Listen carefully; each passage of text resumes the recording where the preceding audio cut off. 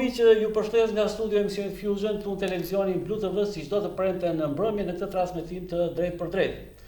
Në datën 3 dhe 5 mars në Berlin u zhvillua aktiviteti më i madh i turizmit botëror në këtë që mban edhe emrin e kryeqytetit gjerman, Panajiri i Berlinit. Në fakt nuk është saktësisht ashtu sepse emri i këtij aktiviteti është ITP Berlin 2026, që korespondon pra me vitin ku jemi.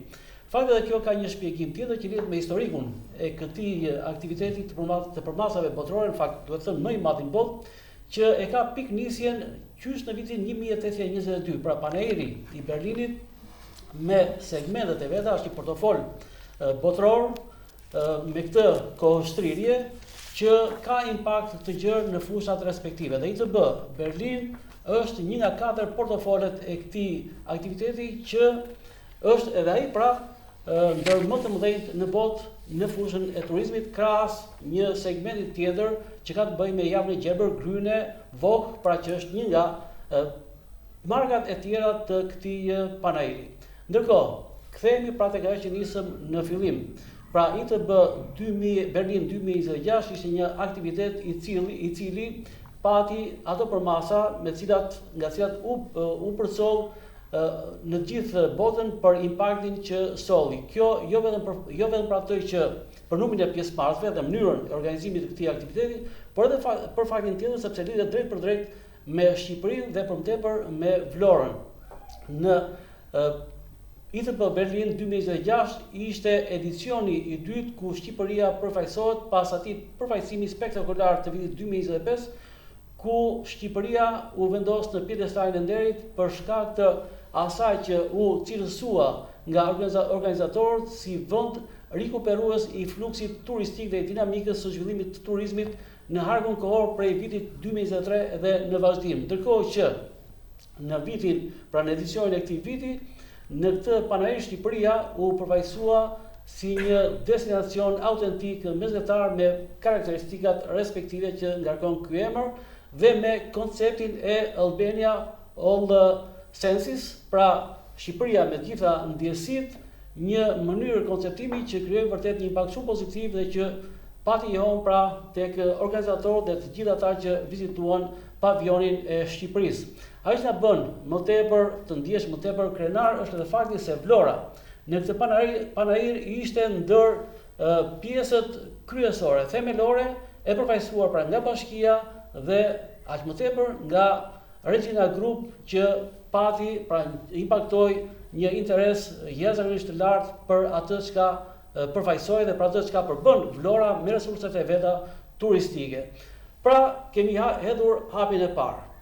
Atë që jemi bërë pjesë e një aktiviteti të këtyre përmasave, një hap i jashtëzakonshëm. Por ajo që vjen më pas ka të bëjë me atë se çfarë duhet bëjmë që ky sukses të konsolidohet më tej dhe ne të shkojmë aty ku duhet të shkojmë, pra në standardet që na kërkohet dhe në atë që lidhet me faktin që turizmi është dega kryesore e ekonomisë shqiptare dhe aq më tepër në Vlorë.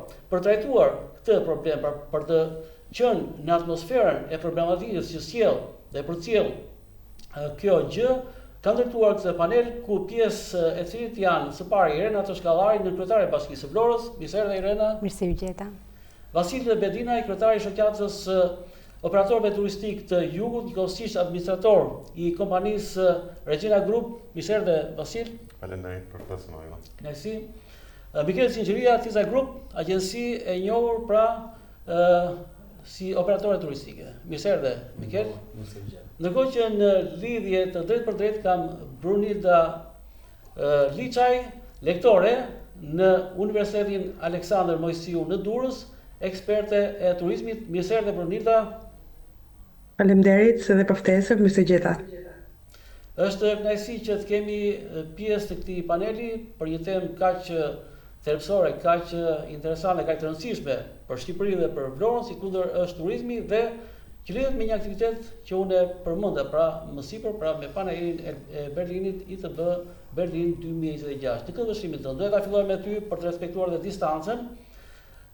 Çfarë si e përkufizon, si e vlerëson pjesëmarrjen e Shqipërisë dhe për tepër të Vlorës në këtë Panajir? Atëherë, unë këtë vit nuk isha pjesë e panairit dhe munduar ta ndjek nga larg. Isha vitin e kaluar pjesë reale, domethënë kam qenë gjithë ditët e panairit. Ajo që pash dhe vrejta si nga aktivitetet, si nga ato çfarë u treguan, të themi nga rrjetet sociale, po kryesisht u bazova më tepër te mediat e huaja për të parë këndvështrimin e tyre për Shqipërinë dhe për Vlorën. Në pjesë më të madhe të rasteve ata tani nuk e shikonin më Shqipërinë një surprizë, por e shikonin dhe nuk e shikojnë më një destinacion eksperimental. Pra ajo që është më kryesore është kalimi nga statusit nga një vend i nderit, që ishte viti 2025, viti i kaluar, ku bëm një promocion shumë të bukur, duke kaluar në një fazë tjetër që mendohet që po hyn në fazën e pjekurisë, pra po mundohemi të piqemi si destinacion. Ajo që është e rëndësishme ishte diversifikimi i ofertës turistike dhe kryesisht të turizmit, ajo që ishte e reja e këtij viti ishte e turizmit 365 ditë për turizmin e shëndetësor, mjekësor, dentar, dhe ku gazetat të ndryshme për shembull si Figaro kanë quajtur si motorin e ri të mesdheut e tjera. Një gjë e rëndësishme që pash për sa i përket pjesës së Vlorës dhe që është prezantimi dhe është një gjë shumë e mirë prezantimi këtë vit i organizuar dhe nga Ministria e Turizmit që ftoi disa bashkime më të rëndësishme të vendit, ishte pikërisht aeroporti i Vlorës i cilësohej si një game changer, pra ndryshuesi i lojës të themi të pjesës së mesdheut, duke parë afrimin e tregut të Evropës qendrore dhe veriore drejt pjesës së Vlorës. Pjesa tjetër e Vlora Marinës, e cila është parë që tërheq vëmendjen e mediave të luksit, të themi Il Sole 24 Ore, që e shikon pikërisht Vlorën duke pozicionuar si një qytet konkurrent me portat elitare, të themi italiane apo greke, por njëkohësisht edhe një si energji tjetër e tunelit të Llogaras që i ka kthyer Vlorën në një qendër logjistike të gjithë Rivierës dhe që e kërkon shumë mirë ose përshtatet shumë mirë me një lloj turizmi tjetër, atë të turizmit skandinav, që tashmë ka filluar të bëj kontratat e para, ka bërë kontratat e para në Vlorë, por që kërkojnë element kryesor, që janë për të cilët Vlora është momenti hyrjes, të themi porti Vlorës apo aeroporti, dhe ata më tepër për futjen për bërjen një turizmi të eksperiencës, duke kaluar më në brendësi të vendit, duke vajtur në Karburun apo në Sazan, duke parë Vjosën që është pa betonizuar dhe që janë kundërshtar të kritikës ose përndotjet mbetet plastike, zhurmën e tepërt dhe betonin pa kriter. Këto të thosha unë pikat kryesore që nxora nga ato çfarë kam vërtetuar në këtë moment.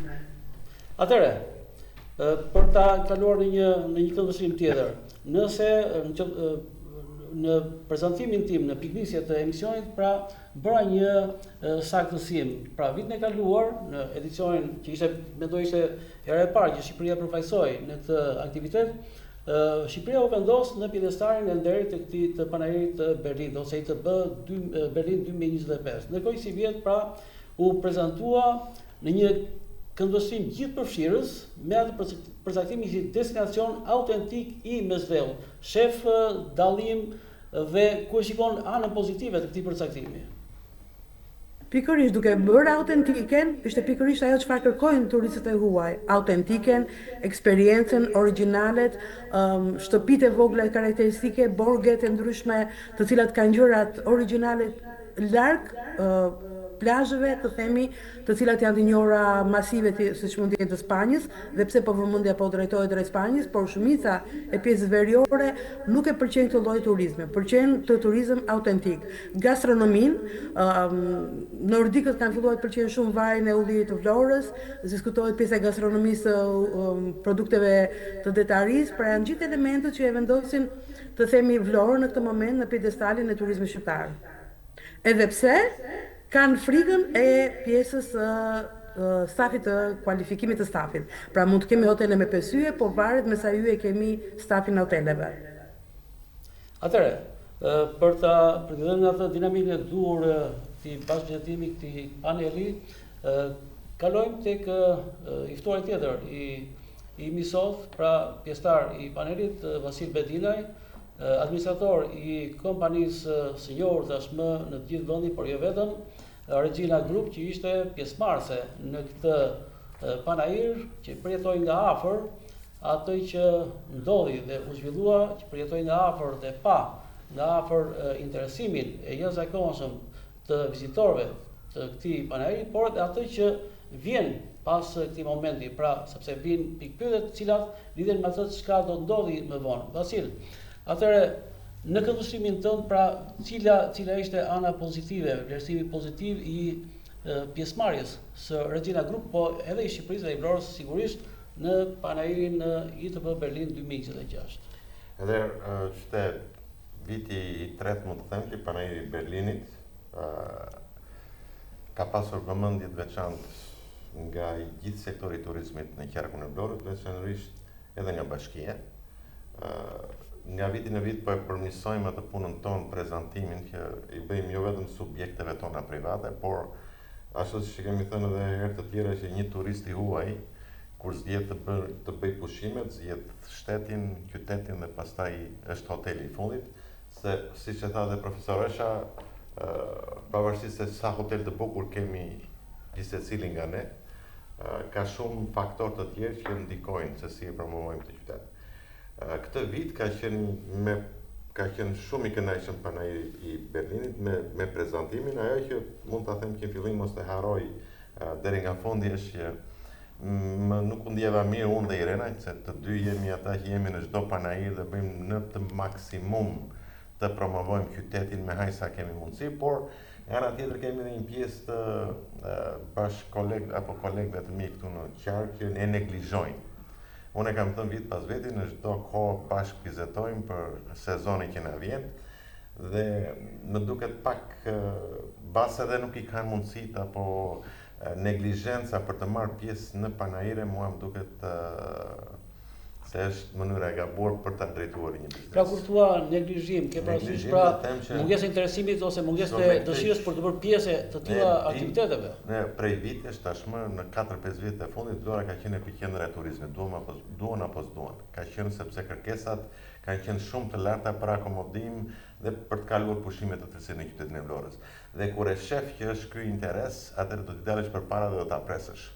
Në panajirin e Berlinit, këtë vitin e kaluar ishin disa operator turistik, po këtë vit ishin vetëm 2. Unë se prezantuat vetëm subjektet e mia, po i kishim dhe Marina Bey, që është një nga kolegët tanë të nderuar, që ishte atje, dhe pjesa tjetër nuk ishte asnjë. Pra do thotë që ose janë nga Vlora.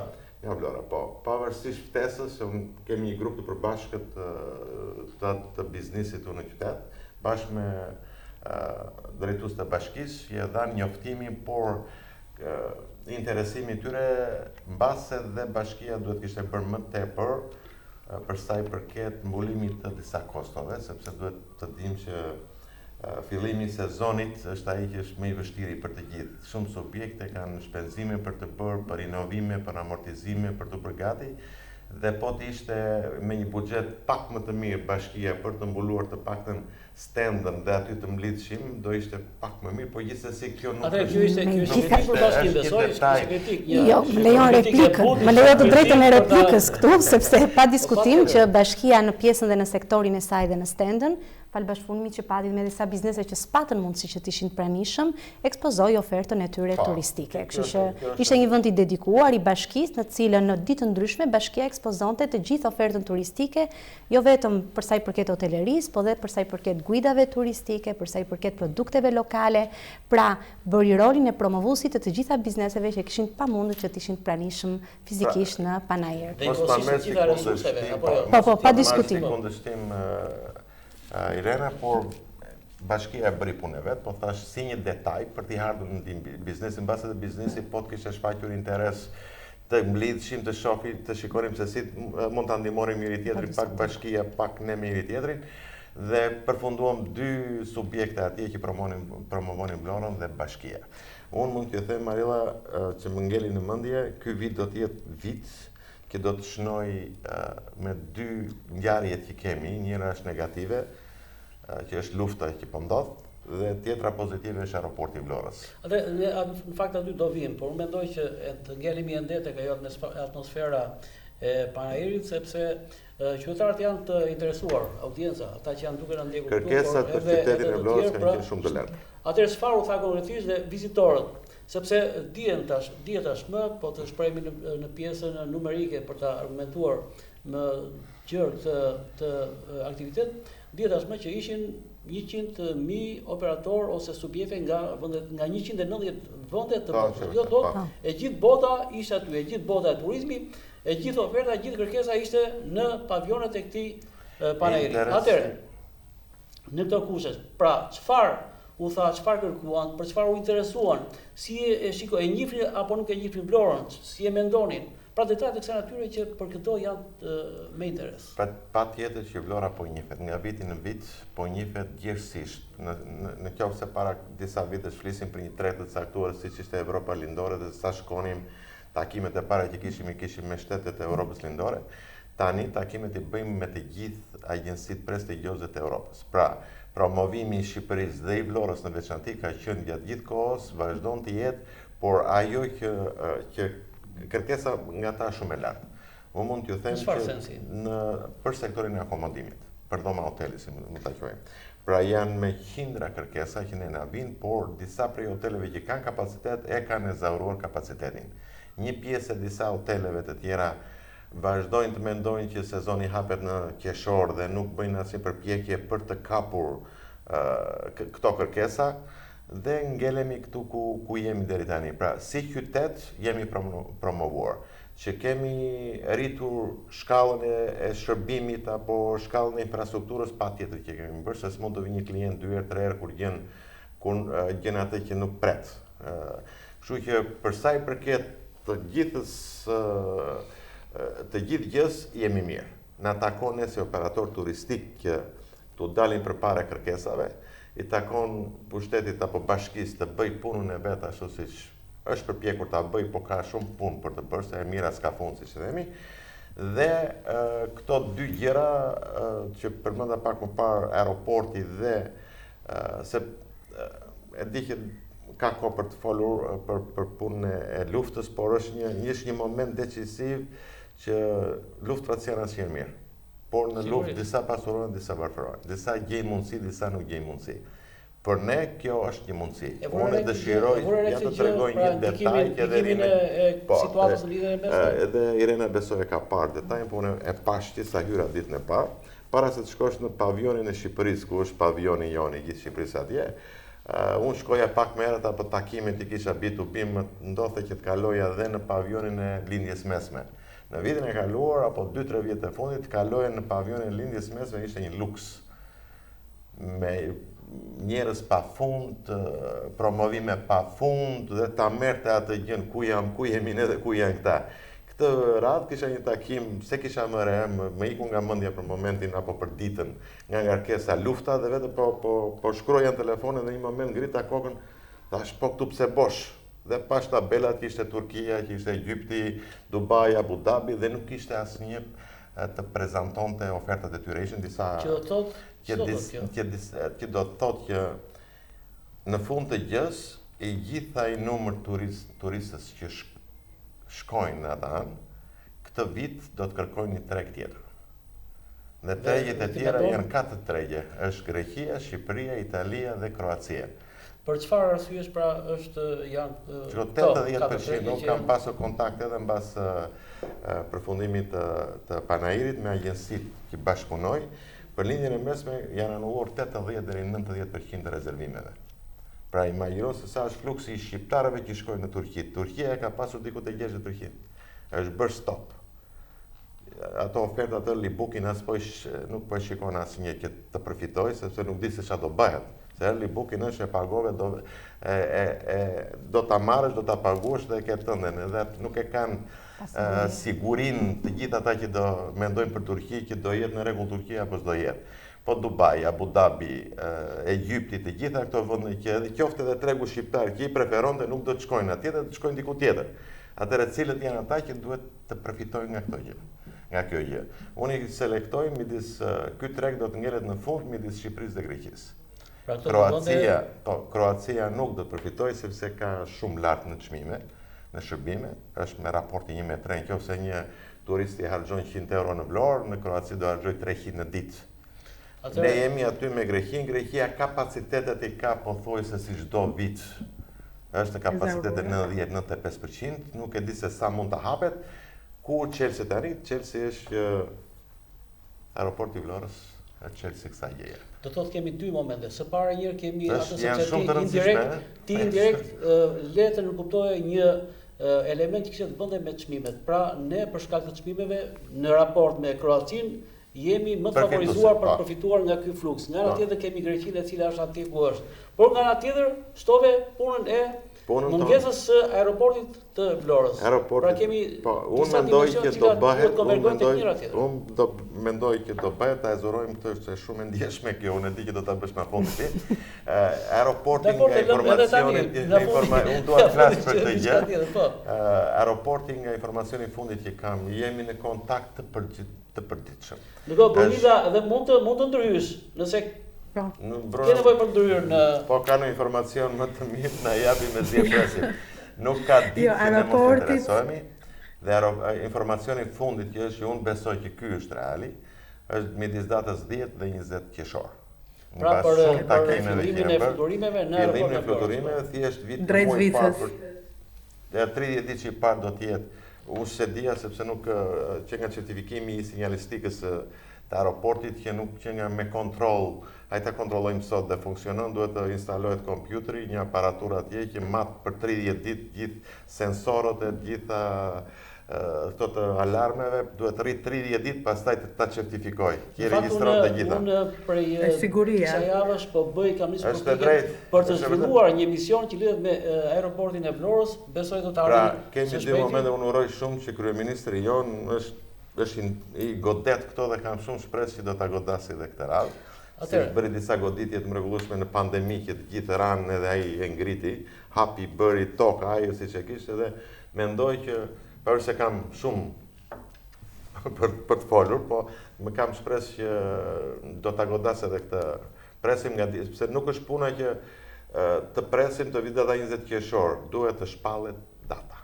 Sepse të gjithë operatorët e huaj kanë filluar shitjet dhe jemi apo nuk jemi me aeroport. Në qoftë se nuk do të jemi me aeroport, ju një them që agjensitë në Vlorë kanë vetëm kontrata fikse ne i quajmë, është diku te 800 toma. Është 15% i totalit kapacitetit në qoftë se marrin Vlorën me gjithë Airbnb-t, me gjithë apartamentet. Në fakt më kurseve një pyetje se ja pikërisht tek ai moment do vi apo të tregoj më shpejt. Jemi 7.000 shtretën, në qoftë se janë dhënë 800 me kontrata fikse, po janë dhënë me kontrata fikse me aeroport. Pra ka klauzolën që ajo agjensi që ka parapaguar, që ka bler dhomat për 118 ditë, e ka me aeroport. Në rast se nuk hapet aeroporti, këto kontrata bien dhe ne si operator apo si hotelier nuk kemi të drejtë të kërkojmë kontratën, sepse bie automatikisht dhe është një dëm shumë i madh. Dhe të vetme gjë që kërkojnë ata është të shpallet dita, hapet apo nuk hapet, kaq. Shumë interesante, pra një kontratë e kushtozuara nga mungesa ose eficienca e aeroportit. Një rast unikal, besoj se ka ndodhur pak në historinë e vonshme. Kontratat në vlerat të mëdha kanë gjithmonë këto klauzula të tilla me një investim të kësaj natyre të këtij niveli. Po, sepse kompanitë si TUI nuk pranojnë ta shpërndajnë klientin më shumë se 60 kilometra larg aeroportit. Dhe ai në momentin që i thua kam një subjekt 65 km larg aeroportit, thotë më fal, më vjen keq, ju nuk jeni pjesë. Dhe në momentin që ata kanë bërë një kontratë për hotelet në Vlorë, me aeroportin këtu, gjithë Bregdeti deri në Dhërmi është i përfshirë. Në momentin që aeroporti nuk do funksionojë, ti automatikisht e ke humbur atë. Në fakt, kur përmend atë unikalitetin e kontratës me këtë kusht, domethënë, kisha parasysh faktin që kemi raste ngjashme në historinë e vonshme, moderne të turizmit që një kontratë ketë një klauzulë të kësaj natyre për aeroport, një investim gjigant. Ngjarje madhore, vendos pikën e fundit në kontratë dhe thotë për ngjarje madhore, atëherë neve nuk marrim përsipër dëm shpërblimi për këtë arsye. Siç është lufta. Nëse ata atje do kishin bërë një kontratë me pikën e fundit në kontratë për ngjarje madhore që nuk varen nga ne, ata kishin të drejtë të kërkonin lekët e rezervimit. E njëjta situatë i ka ndodhur një agjencie në Tiranë, nuk po e japim emrin, në kohën e pandemisë. Humbi në Greqi, në Korfuz, 1.2 milion euro për mungesën e Më vjen keq ai në Korfuz i keni të gjitha automat e gatshme. Na sillni klientët. Mund të shkonte njëri në 2019? Pas 1000 problemesh, u zgjidh që ato legët e zauroheshin në vitet në vazhdim, që mos të digjesh fare. Atëre, ngjerim dhe pak tek Vasili. Nëse kalojmë në ekstremin negativ, jemi ekstremisht pesimist që në qershor do të kemi eficient pra futje në funksion të aeroportit të Vlorës. Çdo ndodhi me këtë pjesë të kontraktuar. Është një humbje shumë e madhe për biznesin që kanë shkuar kontratat. Sepse si thash janë me informacionin tim apo me bashkëpunëtorët e mi janë 800 dhoma të kontraktuara. Në rast se aeroporti nuk hapet, këto 800 dhoma ngelen bosh automatikisht. Pra, nuk ka një alternativë me aeroport ne fillojmë me plus 15. E fillojmë sezonin me 15 i kemi shitur. Pra ikën Qiraja është e paguar, Qiraja e ambientit. Nëse mbushen hotelet e mëdha që kanë dhënë këto, automatikisht ata që zgjedhin dorë do vënë të fasha tjetër. Te hotelet më të vegjël apo te apartamentet Airbnb. Por në moment që nuk bëhet aeroporti, unë jam prap në ofertë.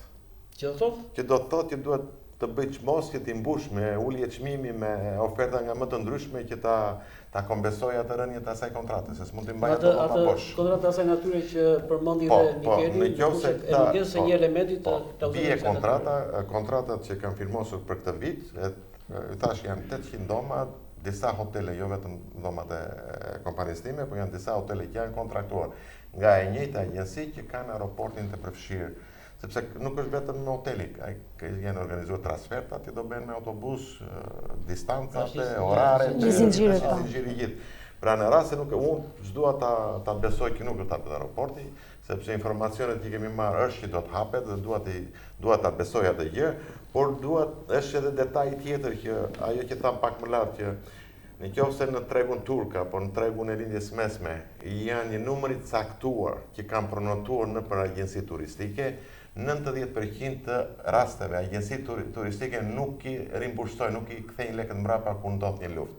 Por çfarë bëjnë rialokim. Që do thotë që nëse ti ke zgjedhur të vesh në Turqi, ke paguar një lek tani po trëmbesh, apo ke paguar atë 30% që ti kërkon, dhe po thua atje mund të ndodh dhe atje siç ndodhi në Egjipt apo në Dubai apo Abu Dhabi, agjencia të rialokon, të thonë shko fondet e tua unë nuk i kam sepse i kam ashtu, po kam tregun në Vlorë, kam tregun në Greqi, kam tregun atje. Apo një rikoncepturim të çdo turist mendon më mirë të zgjedh një alternativë se sa të pres do i marr apo s'do i marr këto fonde mbrapa. Atëherë kjo gjëja që një zgjidhje shumë e bukur që ju mund të përfitoni si operator. Po pra, po janë ka ditë ajo që thash uroj që lufta të mbarojë sa më shpejt se ka dhe ajo pasojat e vetë ekonomike. Kjo është kontradiktore paksa në atë interesin e ngushtë. Kush ndodhi, atëherë çfarë do të bëjmë ne? Do t'i mbajmë syt nga lufta që të shkojmë për bëhet luftë dhe të paguajmë karburantin sa po shkon karburanti apo të shikojmë mundësitë se si mund të përfitojmë që të rrim në treg ekonomik. Dhe kjo gjë thashë çelësi ofertave tona si operator turistik në radhë të parë. Unë mund t'ju them që ditët e fundit numri i rezervimeve në zyrën time të shitjeve është trefishuar. Pra, ma jep një sinjal që pjesa e tregut që kishte vendosur, disa shqiptar ka që vjen në Abu Dhabi, në Dubai, në Egjipt, në Turqi, pa fund. Brunilda, mund të ndryshë sepse është në limitet e kohës që kemi parashikuar së pari. Unë po thoja vetëm diçka në vazhdim të asaj çfarë po fliste më parë Vasili. Ideja është që para 4 ditësh në Dubai akoma italianët apo të tjerët thoshin jemi në plazh, ndërkaq që vetëm para 2 ditësh ishin të gjithë në aeroportet duke kërkuar në mënyrë apo në një tjetër të largoheshin sa më shpejt. Dhe pikërisht kjo është arsye që është lidhur dhe njerëzit janë të pasigurt sepse asnjë vend nuk është i sigurt tashmë në moment në linjën e mesme. Ndërkaq si shikojmë edhe pjesën e lëvizjeve, pjesa kryesore e lëvizjeve të avionëve tashmë është drejtuar gjithë në Ballkanin. Pra Shqipëria është një portë hyrëse për gjithë drejtimin sepse drejtohen drejt Beirut dhe mundohen të anashkalojnë dhe një pjesë të themi të hapësirës ajrore të Turqisë që është shumë e nevojshme për të bërë atë kontrollin aeroportual edhe që është e lidhur pikërisht edhe me pjesën e funksionimit të aeroportit të Vlorës. Ndërsa për një gjë tjetër që është e lidhur me atë pse bashkia nuk mundet të ndihmojë dot bizneset, kjo është një gjë të themi rrjedhuese nga diçka tjetër.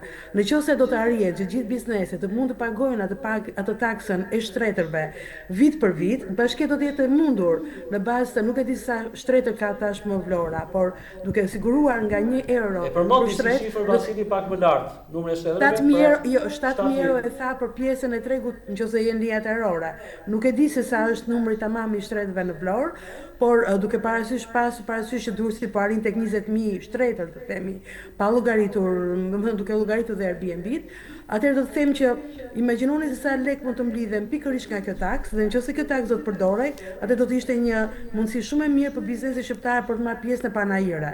Vitin e kaluar shumica e bizneseve sakrifikuan me çmime shumë të larta, dhe Vasili e di shumë mirë, për të vajtur në panajir, sepse ishte dhe viti që ne ishim të ftuar. Ishim viti i nderit, të themi, i Shqipërisë. Dhe këtë vit, duke parë që përsëri sado që ulën pak kostët, por keni parasysh i arritur shumë vlerat e linjave ajrore. Unë vetë personalisht nuk arrita dot, sepse nëpërmjet punëve të ndryshme nuk arrita të sistemoja ditët, dhe në momentin që sistemova ditët pash që linjat ajrore kishin vajtur çmime shumë të larta, hotele nuk ishte mundësi për hotele për të vajtur në Berlin, pra kishin arritur në një çmim shumë të lartë. Atëherë një pjesë e madhe për bizneseve janë tërhequr për kjo gjë.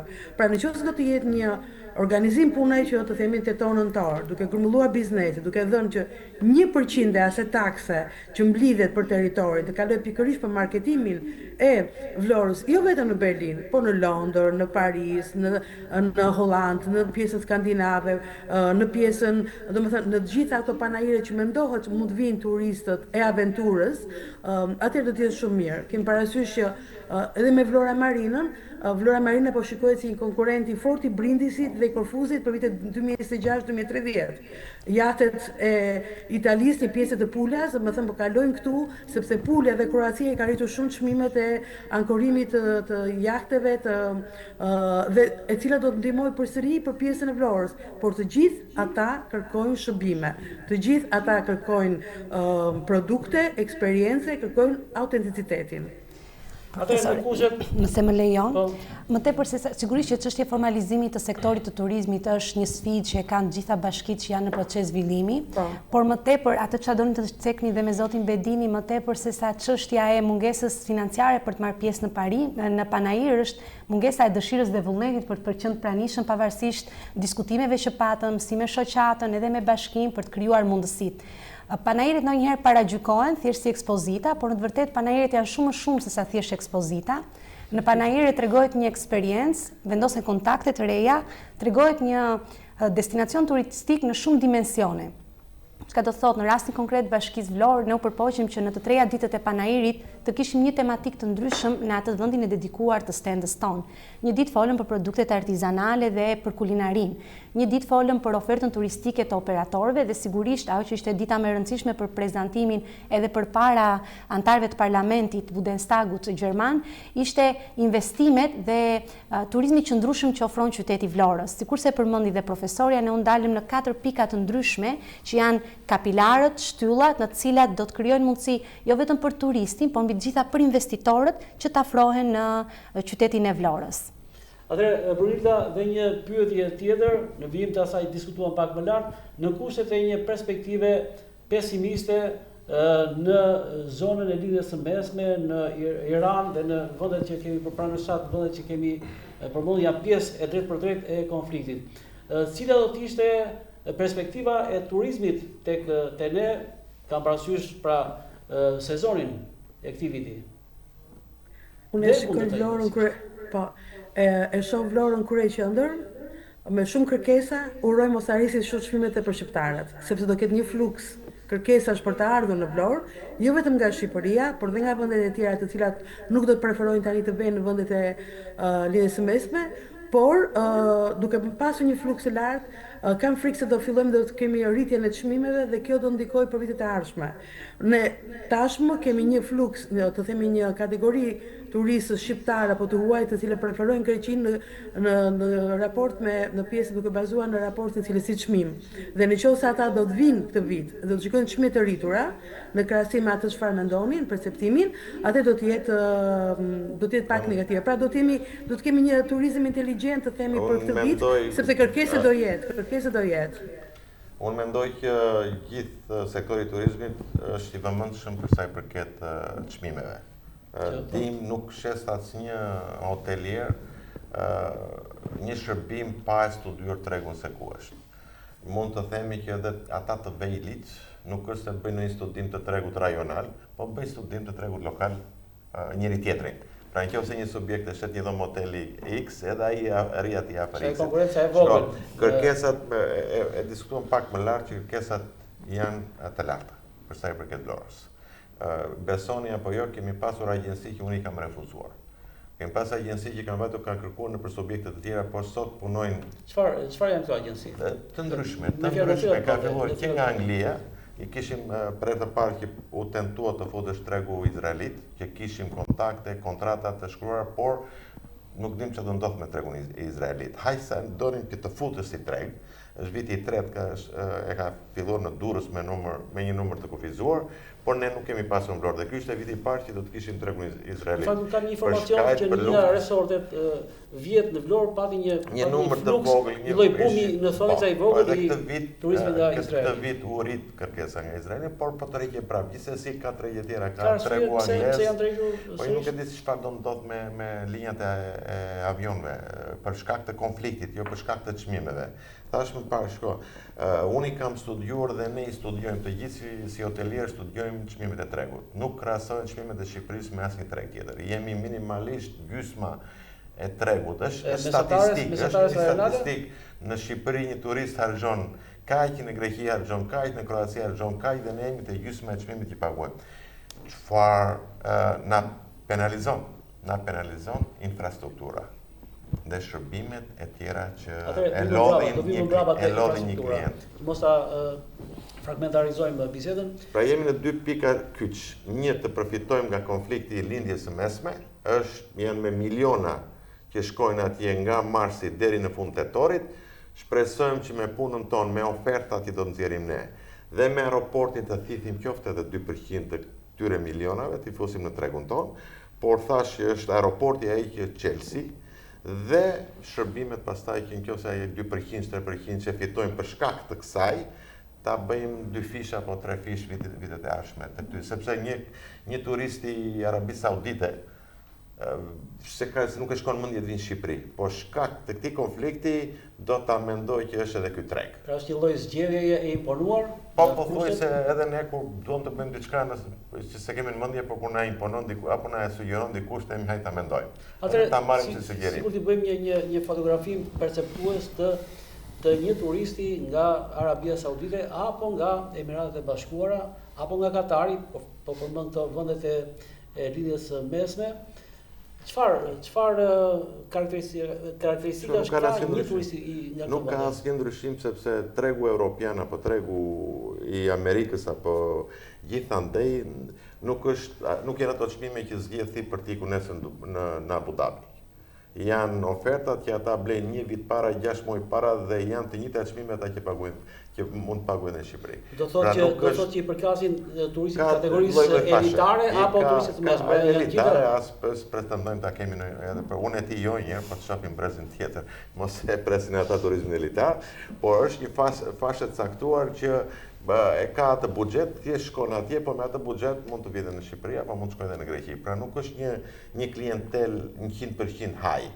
Këtë shqiptar sa dush me buxhetin që harxhon në Greqi, në Turqi shkojnë në Dubai. Kapin ofertat 6 muaj para me këto që nxjerrim në early booking që paguajmë edhe qoftë edhe me payments që i themi apo me me këste në Shqip. Pra është një fashë të caktuar që mund ta thithim ne. Por i mshoj faktit që është publikimi i datës hapjes së aeroportit duhet të bëhet sa më shpejt në rast se do hapet.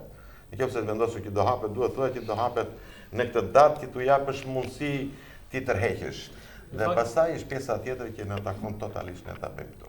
Në fakt vitin e kaluar në Korik në fillim të gusit zhvillove një emision live nga Abu Dhabi, duke përcjell atë mesazhin që ndoshta këto vende, konkretisht Emiratet, Dubai, Abu Dhabi etj. Me atë bregdetin e tyre, me mënyrën se si e konceptojnë dhe e kanë strukturuar turizmin, mund të ishte një shembull i pjesëm edhe për Shqipërinë. Me sa duket ka qenë një lloj prognoze negative, sepse ndodhi e kundërta. I ke marrë mësysh.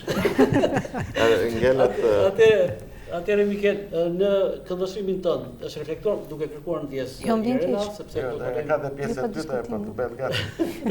Jemi gjithmonë gati në shërbim. Atëherë Mikel, është reflektuar kjo situatë tek në këndvështrimin tënd, pra në aktivitetin në fushën tënde? Po. Ka parasysh nga brenda jashtë, pra ata turistë ose ata shqiptarë që zgjedhin për të kaluar pushimet jashtë vendit. Është reflektuar se javën e fundit kemi parë që çmimet e rezervimeve të ershme, early booking, kanë mësuar një ulje të re. Gjë që nuk ndodhte prej vitesh. Që çmimi i marsit të ishte më i lirë se çmimi i janarit. Nëse një klient ka paguar në janar dhe po themi ka paguar 600 euro për person, për një paketë, e njëjta paketë tani klientit e ri serviret me 570, me 550. Turqia është e para që ka ndjerë këtë lloj presioni, të paktën me klientët që ne i kemi me rezervime, që arrim t'i shikojmë realisht. Se Egjipti nuk është se ka pasur shumë hub në këtë vit, edhe vitet e shkuara, edhe avionët charteri ka shumë të pakët, edhe si treg nuk është se shumë i pëlqyer nga Shqipëria. Okej, zgjidhet si një alternativë ndryshe nga, po është në ritme shumë të vogla krahasuar me nivelin e Turqisë. Neve si treg do përfitojmë nga fakti që gjithë lindja e mesme do ketë anullime të rezervimeve. Ka ndodhur kjo gjë, sepse kjo është mendoj unë ajo që më ndjeshme në këtë moment. Agjencia jonë partnere e kishte Abu Dhabi dhe Dubai 3 grupe në javë, që tani teknikisht nuk fluturohet në atë destinacion dhe kështu që ato paketa janë zeruar.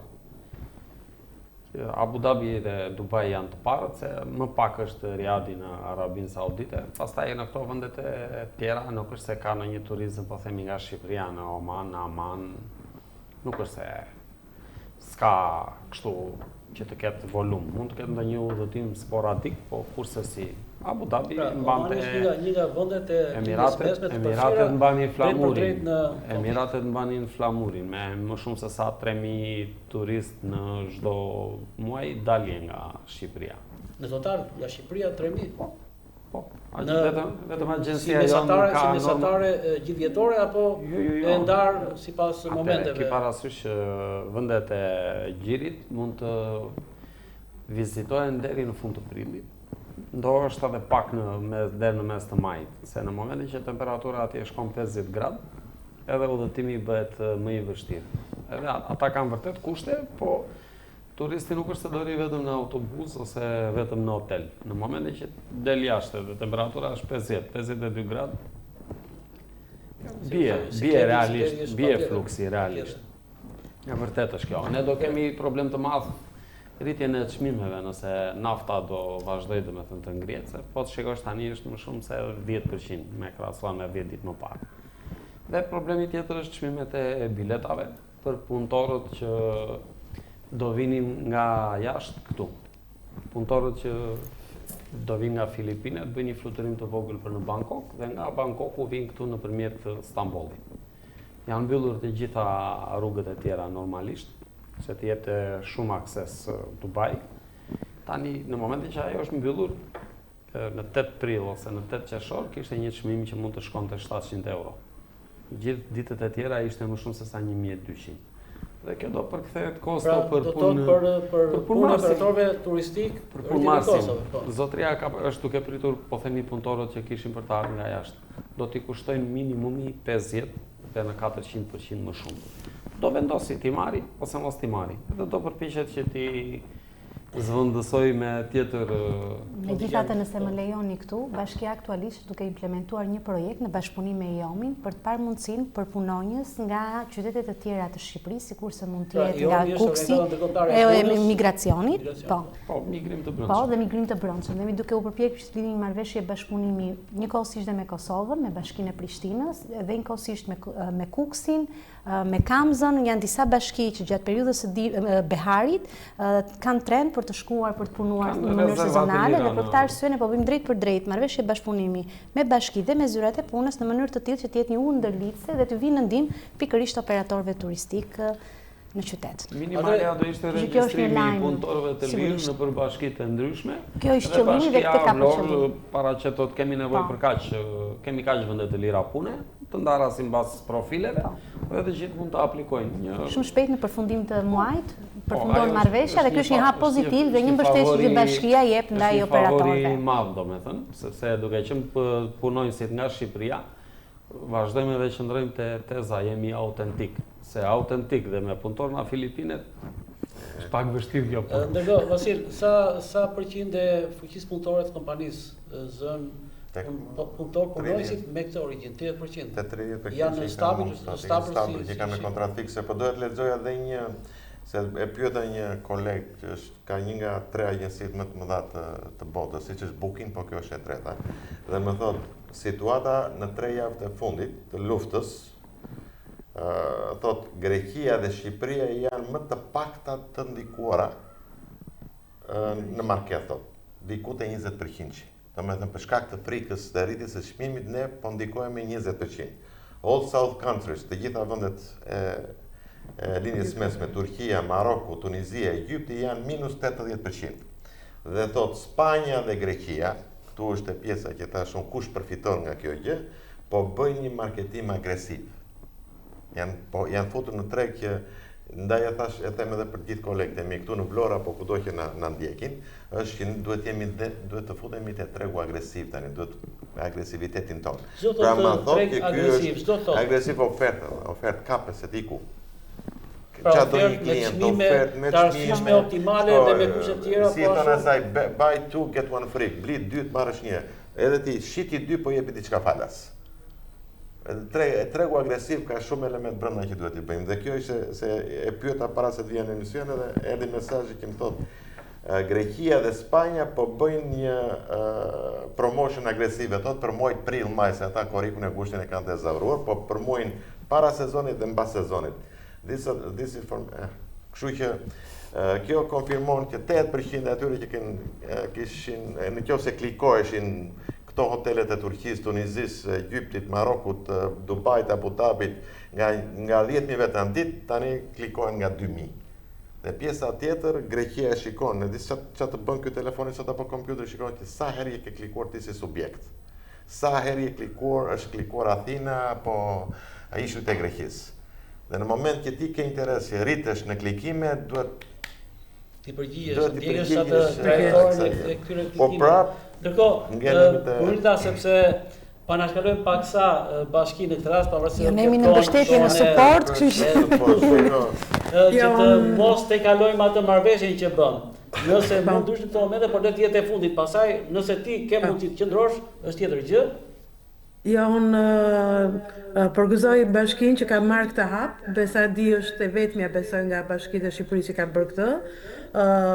Gjithmonë kanë folur edhe për universitetin, edhe për universitetin e Durrësit, për dhe të Vlorës, që duhet jetë e hapur të bëj kurse trajnimi intensive, jo vetëm për studentët e turizmit, po për gjitha degët, pas së cili student të ketë një urit fillestare bazë për turizmin, në mënyrë që ata të jenë një kontingjent për gjithë kohën, sepse janë ata që i shërbejnë Vlorës ashtu siç janë të Durrësit që i shërbejnë Durrësit, dhe kjo është shumë pozitive. Dhe ajo çfarë më figuron për skandinavët, duhet thotë, nëse do të vinë nga artikujt e medias suedeze, sugjerojnë që Vlora të ketë zona silent, pra të qeta, me qëllim që familjet të jenë më të afërta ose të jenë ky është një marketing i mirë për Vlorën, që të jetë një zonë e qetë, jo me shumë muzikë e tjera, edhe pse vitin e kaluar ka ndryshuar ajo deri në orën 11:30 natës që vazhdonin bënin pushimet dhe pushonte muzika. Kështu që janë disa gjëra që mund të bëjë vetë bashkia dhe do të ishte shumë pozitive pastaj për të ardhur në ndihmë bizneseve. Ju faleminderit. Atëherë, Brunita, unë të falenderoj që ishe sot pjesë e panelit, sepse bëm marrëveshje paraprakisht për shkak të angazhimeve tua, nuk mund të qëndrojmë gjatë, madje e ke të kaluar. Megjithatë me kënaqësi se Vlora Vasili e di se sa shpesh vi në Vlorë, kështu që Vlora është e preferuara ime pavarësisht se nuk jam labe vlonjate, po labe. Kështu që atëherë do e shfrytëzoj këtë ndjesi për Vlorën që të të kem në mënyrë të periodike dhe më të shpesh si pjesë e paneleve. Hajde se do fillojnë të kemi pasaportat për Vlorën, kështu që hajde tani. Krenaria. Do vëm traun të lindë. Pasaportën ka mbi emrin Vasil. Kështu që jam në rregull. E kaloj direkt atë. Faleminderit. Atëherë falenderoj Brunita dhe të uroj faleminderit ju, mbrëmje të bukur dhe suksese të gjithëve. Faleminderit. Atë kemi tek Bashkia e Vlorës. Fakt hyre pak më parë Irena në mënyrë të natyrshme në atë që takon, në atë që duhet të thuash. Në fakt, jemi më të detajuar. Mendon se Bashkia e bëri atë që duhet bënte në panairin e Berlinit për të kaluar pastaj në mënyrë më selektive në etapat tjera. Është pak kuadratike nëse thua bëri aq që duhet bënte. Ne mendojmë që bërë më të mirën, bashkëpunim sigurisht me operator. Ne shkuam me synimin së pari. Ta them se nuk kam komplekse as ti kritikoj dhe as. Jo, pa diskutim. Bashkia në këtë rast, jo vetëm këtë vit, po në 2-3 vjet e fundit ka hyrë në linjën e promovimit se si të marrë pjesë, si të organizohet gjitha. Kështu që për mua si operator, jo se kam ndonjë respektin maksimal kam për Irenën që çdo vit bën përpjekje, po më shumë për Irenën. Kështu që për mendimin tim që kam vite që i ndjek nga mbrapa, janë shumë mirë në prezantimin dhe në programin e tyre. Na takon ne si operator turistik që të bëjmë pjesën tjetër. Tani kush se bën. Ajo çfarë ne duam bëjmë si bashki? Që të më marr mua për dorë të më çojnë në panair këtë s'mund t'ja kërkoj. Ne duam të tregojmë që në stendin e Vlorës, Bashkia është e Vlorës, qyteti Vlorës që mbizotron dhe ofron një ofertë shumë të diversifikuar turistike. Duam që të treqin vëmendjen që qoftë edhe kur turisti shkon tek Bashkia e Sarandës, apo shkon tek stenda e Gjirokastrës, apo shkon tek stenda e Beratit, ne t'i themi shiko se është qyteti Vlorës, dhe në ato guida turistike që bëhen gjatë gjithë javës ku shkojnë operatorët turistik për përcaktuar se cilat do të jenë destinacionet, ne përpiqemi në maksimum të jemi agresiv, sikurse u shpreh edhe zoti Bedini, që një nga pikat dhe një nga ditët që agjensitë bëjnë atë trip përcaktojnë agjendën e tyre, të jetë edhe qyteti Vlorës.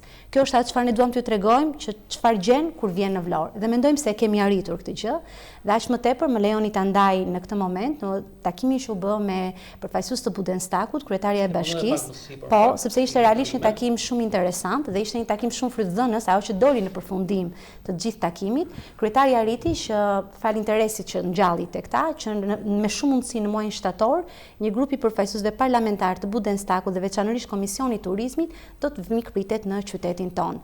Dhe kjo do të thotë më shumë mundësi, më shumë vizibilitet dhe pa diskutim tregon qëndrueshmëri. Takimi me përfaqësues me pjesëtar të Bundestagut gjerman, pra të Parlamentit gjerman, ishte me kërkesë të tyre, të organizatorëve, apo ishte pjesë e agjendës së Ishte pjesë e agjendës nga Agjencia e Turizmit dhe sigurisht kryetaria ishte e ftuar e nderit në panel dhe aty pikërisht ngjalli interesin që nëse flasim, sigurisht që Shqipëria është një destinacion për të gjithë bashkë, por kur jemi në destinacionin e përbashkët, ne duhet të rreqim sa më shumë në qytetin tonë dhe ky është funksioni që kemi atje si përfaqësues të qytetit. Dhe fakti që të gjithë përfaqësuesit ranë dakord që do të vinin në qytetin tonë, kjo quhet një arritje e madhe për sa i përket qëllimit që ne shkojmë në panajir si institucion. Atëherë para se të vim në një moment tjetër që ka të bëjë me bashkinë, do i drejtohesha sërish Vasilit për të kujtuar dhe për të evokuar faktin, për ta sjellë në vëmendjen e të shikuesve atë që ndodhi pak ditë më parë, apo këtë javë, fillim javë, apo jo në qytetin e Kanës, një qytet i jashtëzakonshëm, sepse e din tashmë emrin e tij përcjellet për ato aktivitete që zhvillon, por ka dhe një aktivitet i cili është i përvitshëm, apo jo, pra panajiri ndërkombëtar i ndërtimit dhe i projekteve infrastrukturore në shërbim të turizmit. Dhe jo vetëm. Kur shkoj në për këto panajire dhe kujtoj para 20 vjetësh apo para 10, para 15, se si strukeshim në për cepat pavioneve ku na përcaktoni sepse haq ishin mundësitë e financimeve që bënte qoftë Ministria Lart apo Bashkit, kurse sot vetë edhe prezentojmë shumë më ndryshe dhe vërtet na bën që të ndihemi mirë. Panajiri i Kanës është një panajir që mund ta quajmë është një sukses. Kushdo që organizoi, që unë mendoj që ishte AZT-ja apo Agjencia Kombëtare KKT-ja Planifikimit Urban, që e ka marrë këtë iniciativë, po të jesh mes më të mirëve, është vërtet kur vetëm të ecësh aty në atë panajir, ku prezantohen projektet më të mira në gjithë botën. Dhe ajo që ka ndodhur në Shqipëri që kjo quhet Shqipëria 2040, se 2030 erdhi, dhe po të shohësh projektet që janë miratuar apo po bëhen për territorin e Vlorës që është kyçja, është të gjitha projektet më të bukura ishin të Vlorës. Dhe unë uroj, shpresoj që të ecin kështu siç kanë filluar dhe ne do të shikojmë një Vlorë tjetër dhe vërtet, pavarësisht se jam skeptik, kritik për punën që të bëhen sa më mirë grije me Irenën apo me gjithë drejtuesit e institucioneve, jo se kam qejf të grijem. Po kur shikoj gjëra që kemi në plan, gjëra të bukura për të bërë dhe që dojnë disa gjëra të vogla, aty vërtet bëm. Por panajiri i Kanës kur futesh brenda shikon arkitektët më të mirë të botës, po flas unë për veten në një nga subjektet e mia që po ndërtoj kam se jashtë është nuk i bëj unë marketing aty është Kalatrava. Është një nga 4 më të mirë të botës dhe çdo investitor që shef emrin e atij arkitektit që po bën një projekt në Vlorë, mjafton të mësoj Vlorën. Se ka arkitekt, ka investitor që investojnë në gjithë botën që nuk e kanë mendjen, se kanë dëgjuar Vlorën ndonjëherë. Po kur shikon që ai arkitekt, jo vetëm Calatrava, që është imi, apo Sofia Albergo që është tjetra në Itali, jo vetëm se punojnë për mua, po mjafton që listojnë projektet që ata bëjnë për këtë qytet, e kanë mësuar dhe mira apo qindra mira të tjerë. Pra, panajiri si Berlini që jemi në një dimension tjetër tani, në një paraqitje tjetër, ndjehemi mirë, vishemi me kostume, vishemi me kostume për të vajtur në këto panajire. Atëherë më kujtove një moment që do ta pyej pak dhe pastaj do ta vazhdoj. Në panajirin botror Expo Milano 2015. Është një gjigant i zhvillimit të panajireve. Shqipëria përfaqësohej me një hapësirë kaq të ngushtë, gjykatëse po sigurisht ato kuvat, ne kishte një televizor, një LED në katër parë, televizor të madh, dhe sipër në katër dytë kishte një pus që nuk dihej se çfarë bënte. Dhe ata punojësit rinin aty në një cep, kur unë vajta si gazetar, thanë ç'to ky. Pra më pasin si diçka të, ndërkohë që njerëz vizitorë nuk kishte fare në atë pavion. Pra duket një kontrast i jashtëzakonshëm me realitetin. Unë mendoj që për kohën që jetojmë sot, për ditët që jetojmë sot unë dhe ti, apo dhe gjithë qytetarët e Vlorës, një drejtim është marrë, projektet më të bukura po vinë në Vlorë. Nuk janë bërë, nuk ose është diçka që do themi do ta bëjmë. Janë bërë ke projekte pafund nga Vlora deri në Sarandë, gjithë bregu i detit, me hotele që janë resorte chain, brand, domethënë, jo më hotele sipas shefit, po janë brandet më të mira që janë në gjithë Europën, në gjithë botën, po vinë edhe në Vlorë. Pra janë këta arkitekt dhe këta investitorë që po i bëjnë. Tani i takon pjesës tjetër. Domethënë nuk di se sa mund të bëj. Prapë mendoj se duhet të rrim edhe pak tek ky aktivitet. Duket në atë që përcjell, në atë që përfaqëson ky panajir, duket se në një këndvështrim të caktuar duket se del madje mbi panajirin e Berlinit për shkak të rëndësisë që ka të bëjë me investimet që japin rrugë asaj që vjen prapë. Në panajir të turizmit të vinë të gjitha fashat, marrin një broshurë, pyesin sa janë çmimet, ku janë më lirë, për turizëm, për pushimet. Kurse në kanë të vinë ata me valizë dhe me kompjuter në dorë, që thonë ku do investojnë, çfarë projekte ka, kush e bën këtë projekt. Por unë e shoh ku çdon gjëja, e shikoj, janë zhvilluar disa gjëra, po unë po të më jap apo një fond të caktuar dhe të më pyesësh ku të investoj. Okej, do më pëlqej projekti, po do shikoj edhe detajet e tjera mbas projektit. Shumë investitorë të huaj mua më vjen keq që pse nuk po vinë investitorët e huaj në Vlorë. Qa nuk shkon, se taksat i kemi ullë. A pate ballafaqime? Unë kam miqësi, kam kontakte, kam bashkëpunëtor, se ndryshe jam këtu, ndryshe prezentohem diku tjetër, si pas vëndit e ku vëndit si që themi, por t'i thuash investitori që hajde në Vlorë dhe t'i ikin dritat me ore pa orë, nuk të vinë. Po flasim për investitorë që nuk mendojnë ose kalojnë në përmendje që ti iki ujë, ti iki drita, mos këtë rrugë, mos këtë transport urban, infrastrukturë këto tëra. Këta lloj investitorësh investojnë me miliona euro për të bërë një resort, nuk investojnë në një apartament banimi. Vim të natyrshë këto që këtë s'po e përta. Ja, Domethënë ky 4-5 vjeçar me projektet që ka qeveria, domethënë të futesh në për këto lloj tregjesh, të marrësh arkitektët më të mirë të botës. Ti futesh janë, po të shikosh, janë një hit projekte që u prezantuan atje. Projekti më i ulët vetëm nga Shqipëria. Vetëm nga Shqipëria projektet tona shkon. Vetë projekti më i ulët, po të them mund ta kishte një vlerë pak se 20 milionë euro. Më i vogli. Pastaj ishte në Vlorë apo kishte Bregu. Po themi 20 milionë e marrë si Shqipëri se si pas se di si përfaqet se sa janë, dhe më i madhi pastaj mund shkojë edhe 300 milionë, 400 milionë euro në ato lloj projektesh. Pra, është bërë kjo gjë kaq e mirë. E kemi çuar projektet, janë miratuar projektet, janë marrë arkitektët më të mirë, po futemi në një epokë tjetër. Çfarë duhet të bëjmë ne këtu si lokal? Çfarë duhet të bëjmë? Sigurisht që sa më shumë rritet ambicia, sigurisht është koha që do mbahet mend zonja e Crown Team dhe jo Vasili, se Vasili ka biznesmen sa duash, po nëse do themi Regjina një është. Jo, do dalin.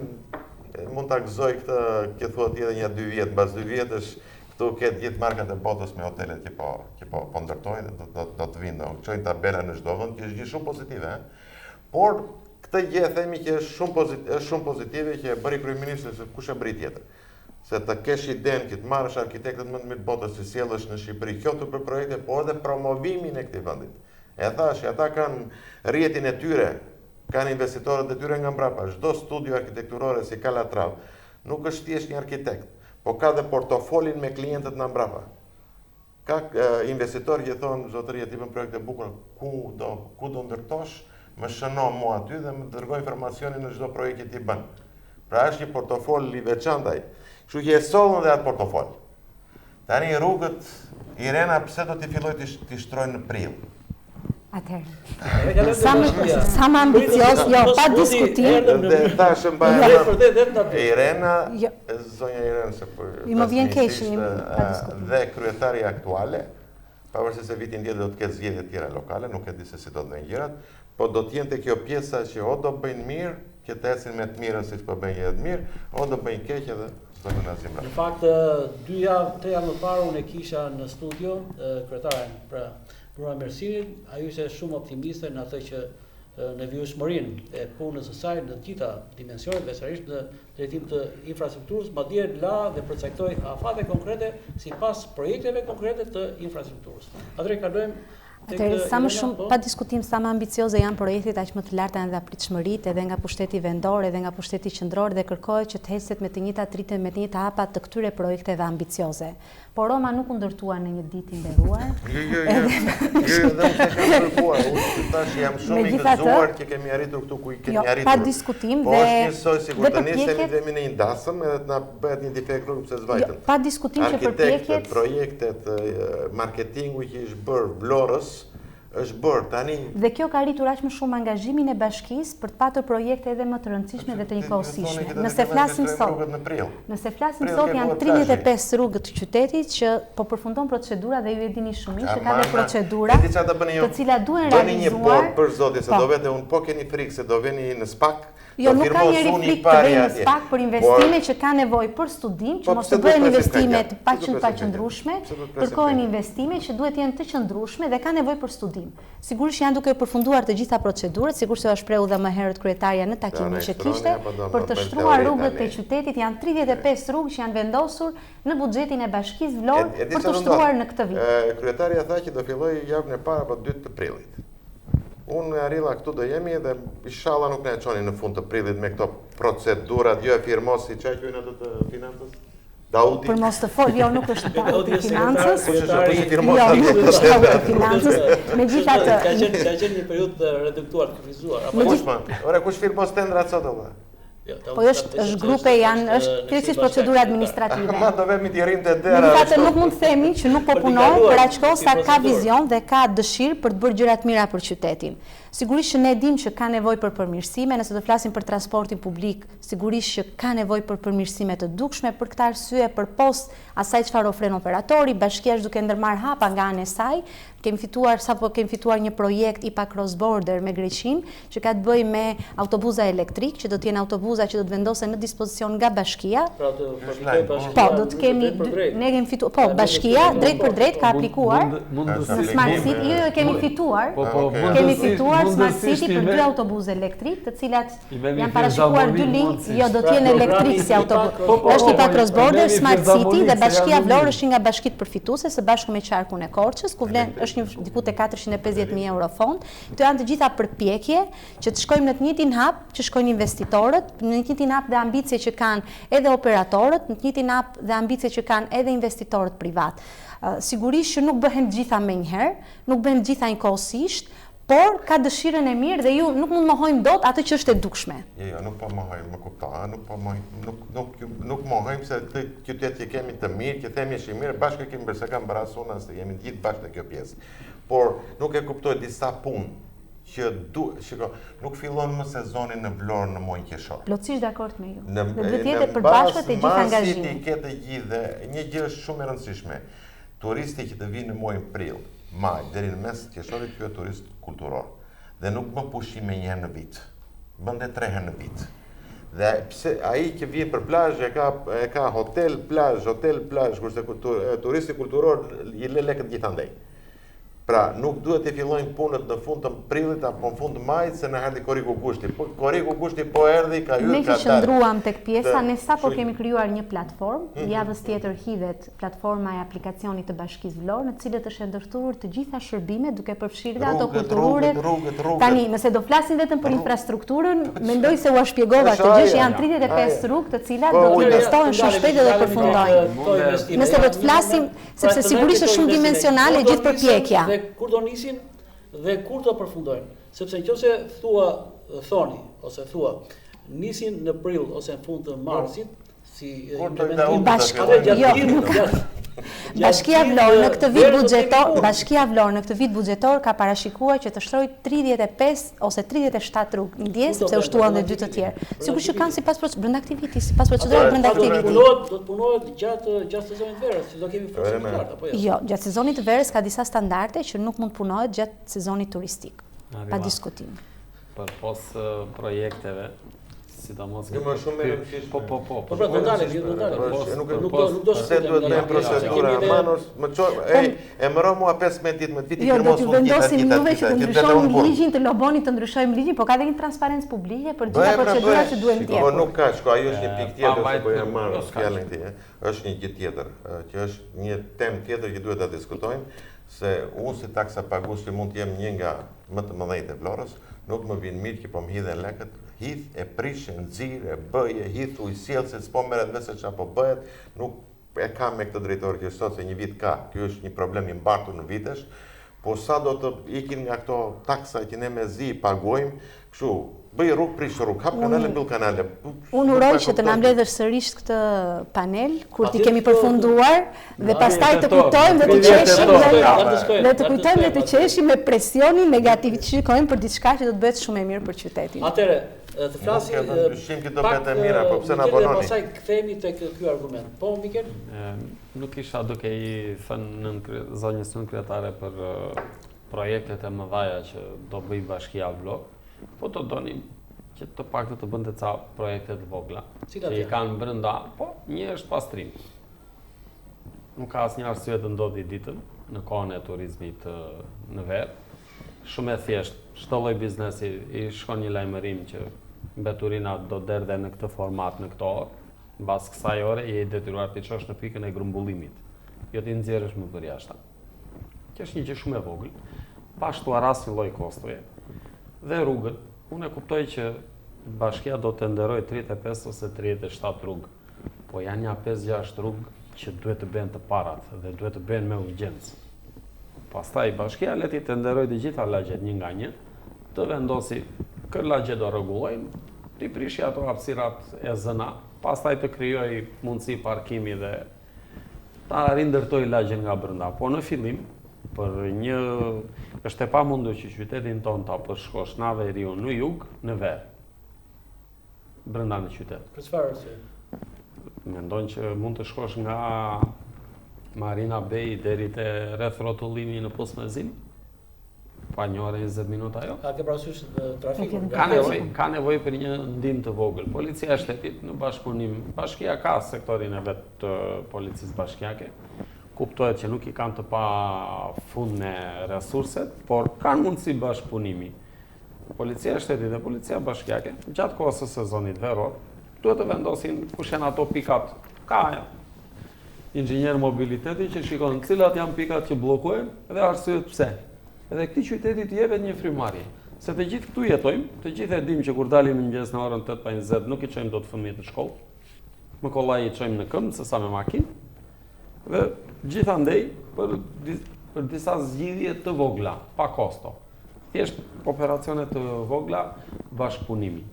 Dhe ato rrugët mirë është t'i bëjnë të 37-a brenda prillit, por në mungesën e ka 4-5 rrugë që këty qytetit i krijojnë me të shumë telashe. Normalisht, një turist që vinë, ne nuk e detyrojmë dot që mos të kalojë nga kjo rrugë.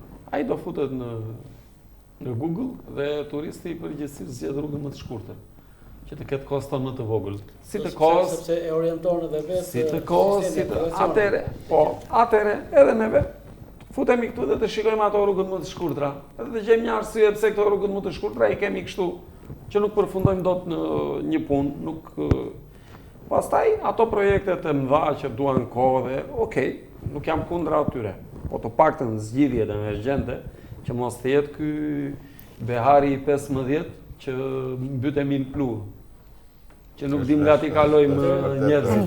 Po i marrë me radhë. Nuk është viti parë. E kupton, njësoj ishin vjet, njësoj par vjet. Vjet ishte teoria që nuk i mbyllim dot kanalet se do bëjmë provën e ujësellësit. Tani shikoj që i mbyllin, po i lën prap gjysmë. Tani ndani mendjen, do i mbyllin jashtë, do i mbyllin. Ja se janë proces. Jo, janë procese. Procese të punë. Nuk e mbyllin dot përfundimisht pa bërë testim. Nuk di më përpara të mbyllësh një kanal të asfaltoj me 2 faza. Asfaltoj një herë dhe sakum. Jo, po se kanë asfaltoj me pjesën e nivelimit, sigurisht e kanë me çako, pastaj në tej e bëjnë me ato 2 brigada që punojnë në qytet. E dinë të gjithë që nuk do mbaroj asfaltimi as në 10 orë. Ta hapësh tani, ta mbyllësh tani, ta shtrosh tani. Në moment jemi akoma. Se keni ftuar vetëm një vajzë tani. Po e nis me pjesën e pastrimit. Sigurisht që ka një urdhër me vendim të Këshillit Bashkiak miratuar për orarin e hedhjeve të mbetjeve nga bizneset nga ora 22 deri në orën 1 të natës, por çështja e pastrimit është një pikë shumë sensitive dhe kërkon një bashkëpunim të ndërsjellët, edhe midis bizneseve dhe midis qytetarit dhe sigurisht edhe midis bashkisë.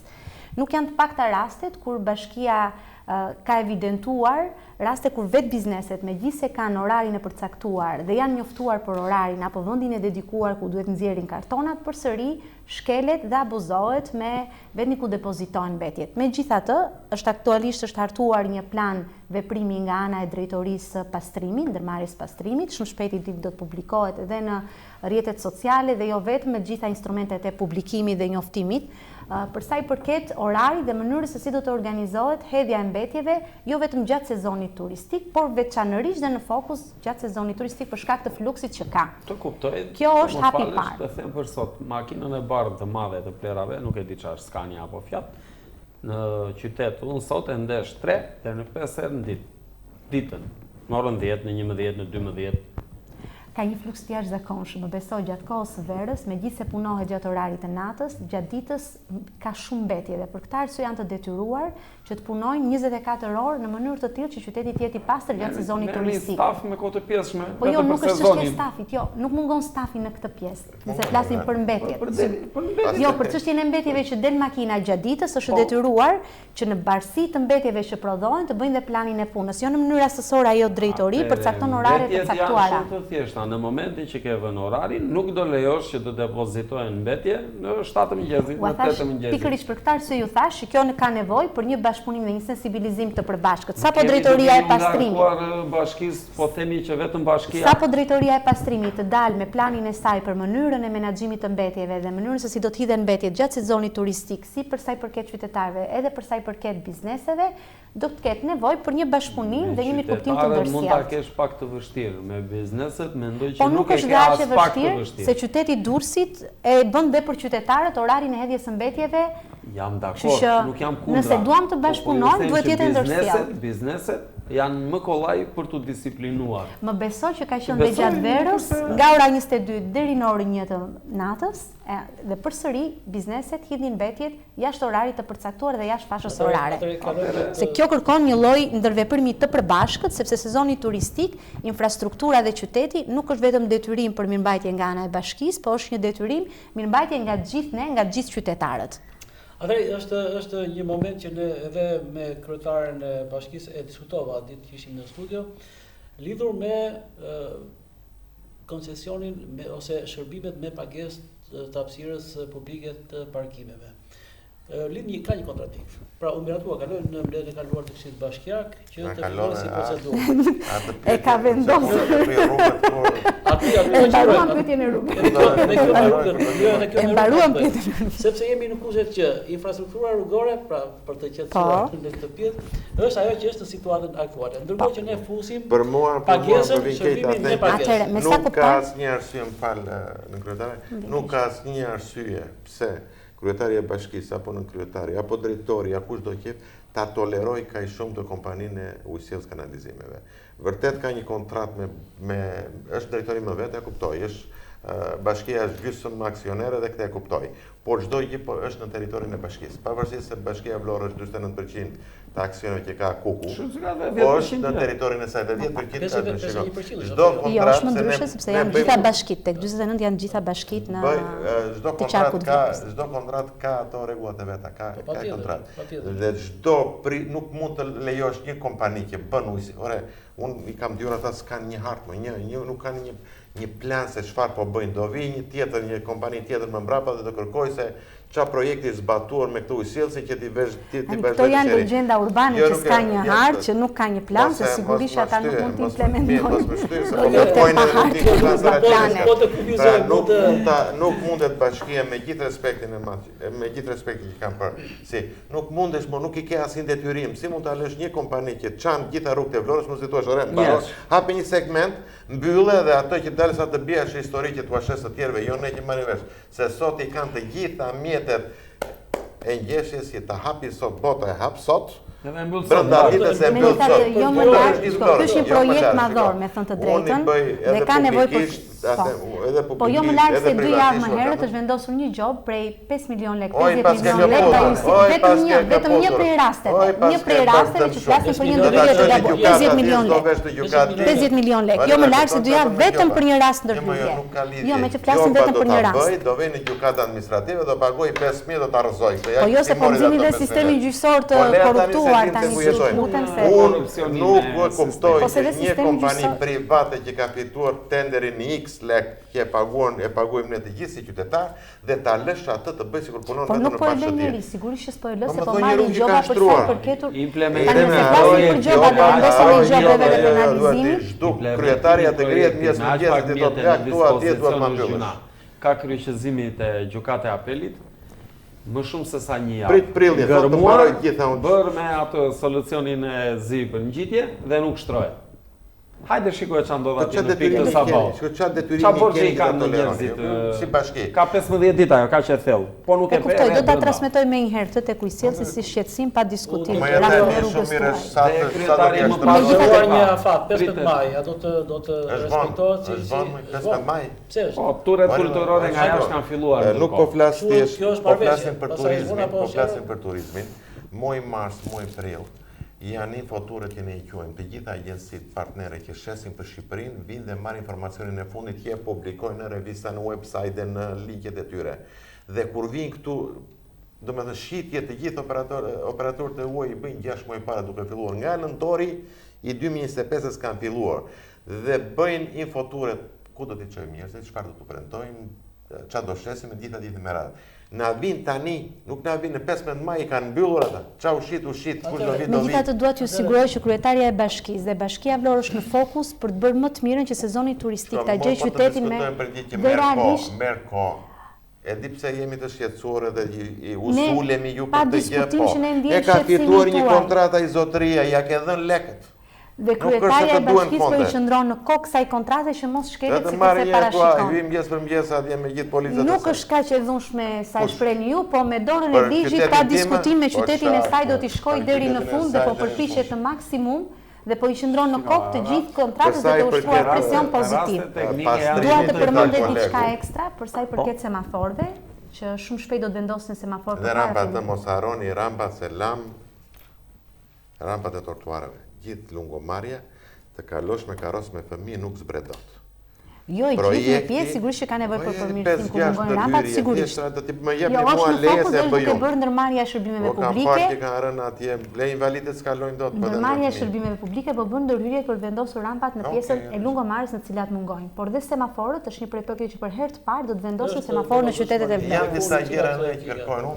Janë disa pika të caktuara në qytetin transballkanike. I ka mundësit, fondet i ka, buxhetin e ka. Me sa kam dëgjuar, buxheti i bashkisë është në rregull.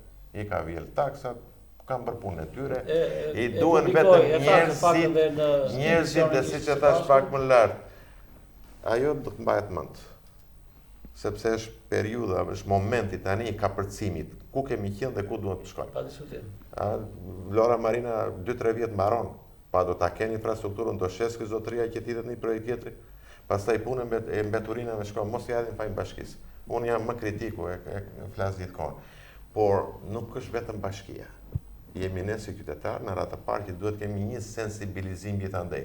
Nuk gjen as në një vend të Europës mbeturina të hedhura në rrugës trotuarit. Hap xhamin e makinës, edhe ne, turistë huaj asnjë. Edhe parkimi ne dim që parkimi në Vlorë është çdo qytet turistik ka problemet e veta në muajt e pikut, në korrikun dhe gush. Ku do që të vesh rrëmuj e ke. Po ç'a ndodh? Ai që është qytetari i asaj zone nuk e zgjer makinën nga shtëpia.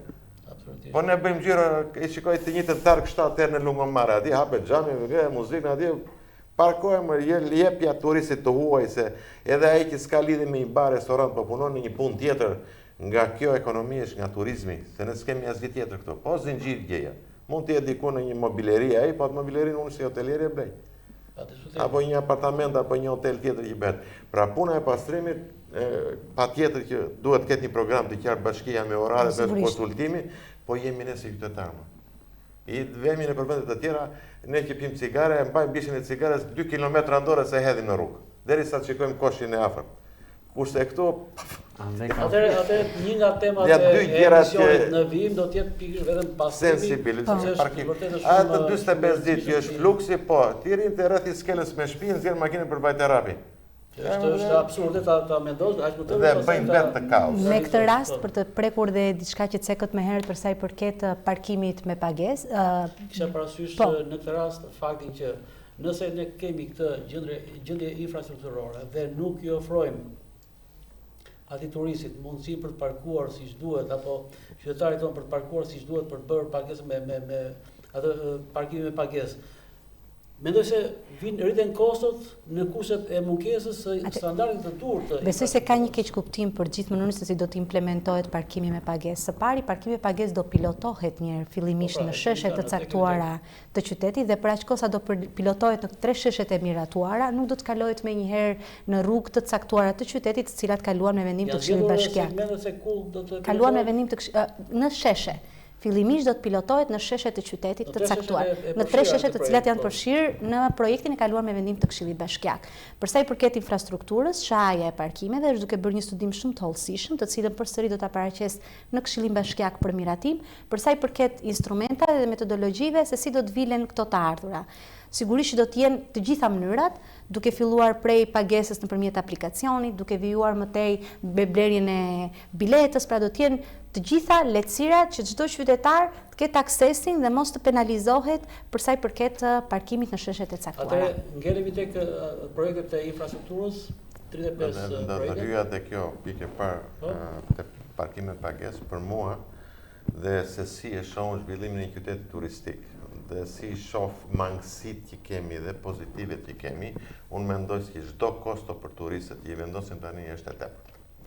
Pra duhet të arrijmë një performancë qytet, duke pasur infrastrukturën, siç e thash, duke pasur shërbimet e tjera të përmirësuara.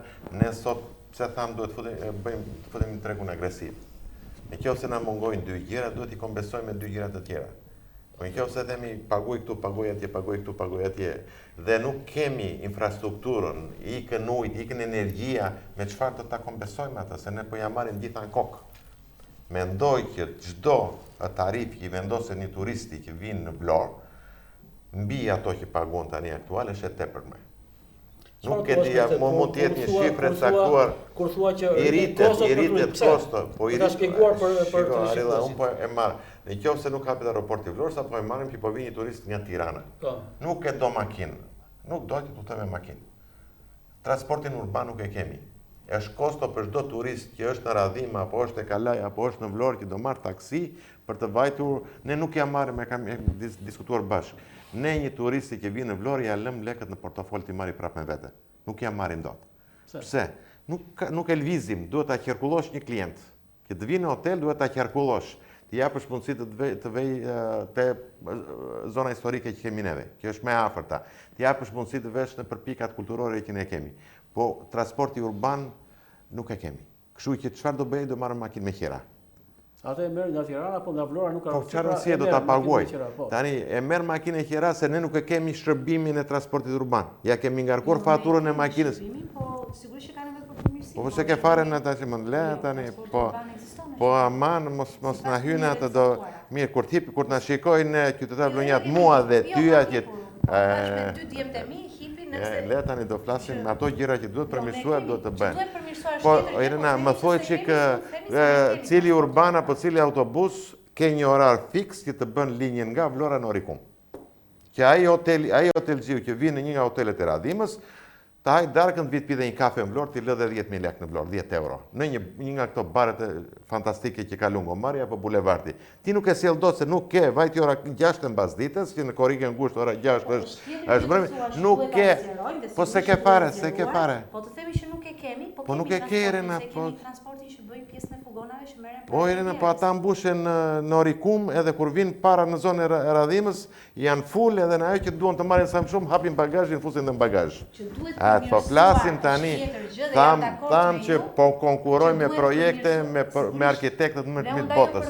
Po marrim panajire, po një gjë, atë të transportin urban unë se kam kuptuar asnjëherë. Çfarë i kushton një bashki se është privat me sa di.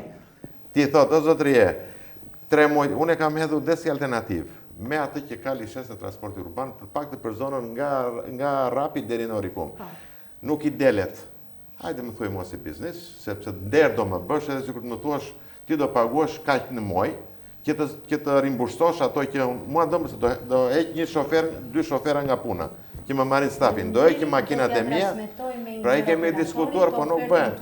Nëse keni një ofertë të tillë konkrete, do të transmetojmë pas. Jo, e kemi nga halli.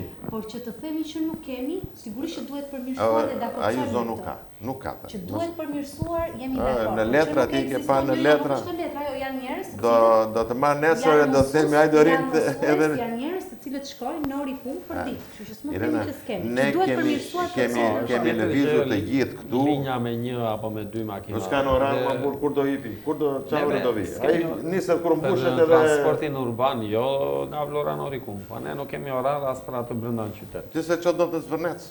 E kupton, ne nuk kemi.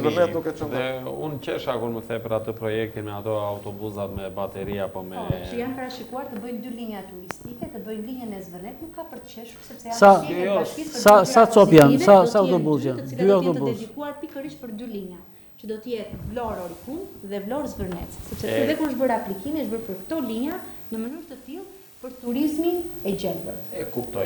Besoj edhe ju vetë e kuptoni që Vlorë Orikum një autobus sa do rrugë të bëjnë në ditë, është shumë pak. Jo, nuk po flasim që ne do të bëjmë vetëm këtë. Ne themi ekstra është kjo. Dhe sigurisht që pilotohet dhe pastaj rritet shërbimi. Mendimi do ishte që kryetari së bashkisë, bashkë me atë stafin që merret me transportin, do ishte më kollaj që qyteti jonë nga i rreth rrotullimi në Pusmezini, minimumi deri te rapi, të kishte o një tram bitoksor, o një 2 palshina të vogla, sakrifikon Atëre nuk mund një autobus, brenda një autobus elektrik. Unë i më shoj faktit që ne turistit ja lëm lekët i marrim me vete, nuk ja krijojmë, nuk ja marrim, nuk e lvizim ta qarkullojmë tjetër. Hip në autobus, shko atje. Edhe kjo do të mbledh një temë në vim në kuadrin e emisionit Fusion. Ndërkohë, edhe një herë, pra do të ketë brenda këtij viti 35 projekte të infrastrukturës do ta mbyllen tërësisht. Që do të thotë do të zbatohen deri në maj ose deri në qershor para sezonit fluksit sezonit. Nuk mundet se deri në maj do kenë kaluar apo jo procedura. Daudi do i kalojnë në Këshillin Bashkiak sepse ai planifikon. Po deshi ai e firmon shpejt e shpejt, e mbyll shpejt e shpejt, e kontrollon shpejt e shpejt. Po deshi ai në shtator do bën rrugë. Atëherë jemi në limitet kohore të emisionit. Irena, ke përsuar ndonjë gjë në mbyllje të